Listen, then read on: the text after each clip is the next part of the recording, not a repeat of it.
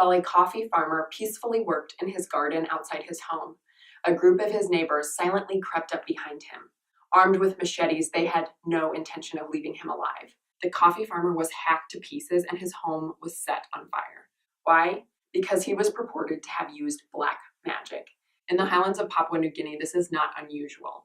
People accused of using sorcery, or sanguma, as it's called there, are banished or killed by crowds of vigilantes. Sometimes they're even publicly tortured or burned alive. What would drive a community to turn against one of their own? In short, their emotions. Emotions are one of the quickest and strongest ways to connect with other people. Sharing ideas takes time and effort, but sharing emotions can happen instantaneously without a word. Like when someone becomes afraid of black magic, his neighbors can see it on his face. Fear spreads like wildfire. Our feelings can automatically affect others via our facial expressions, our voice, our posture, and our language. This is called emotional transmission, and our brains are built for it. Humans are remarkably good at transmitting emotion and detecting emotions in other people. This has helped us survive for thousands of years because sensing fear or surprise in other people puts us on high alert for threats. When we see emotions in other people, we react without having to think about it, and we tend to adopt their emotions. In a 2002 study, researchers asked people to complete a task together.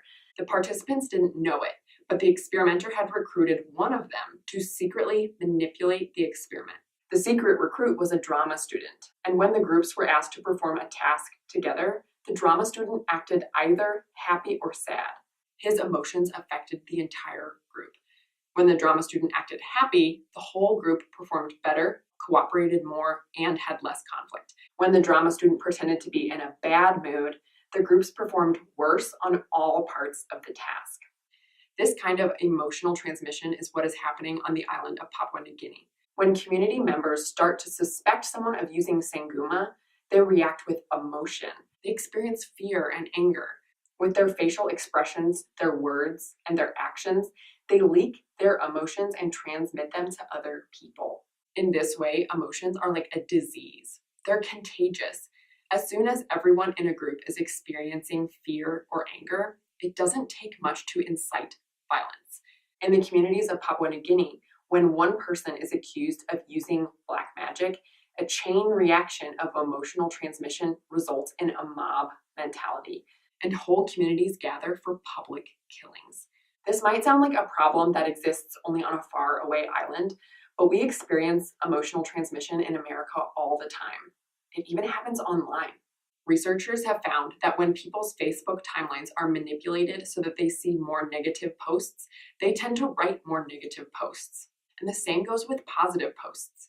Emotional transmission affects our tweets too. When our Twitter feeds have only 4% more negative tweets than positive, we'll tend to tweet more negative things. In Papua New Guinea, this phenomenon may be life or death. But no matter where we live, we're subject to becoming part of an emotional contagion.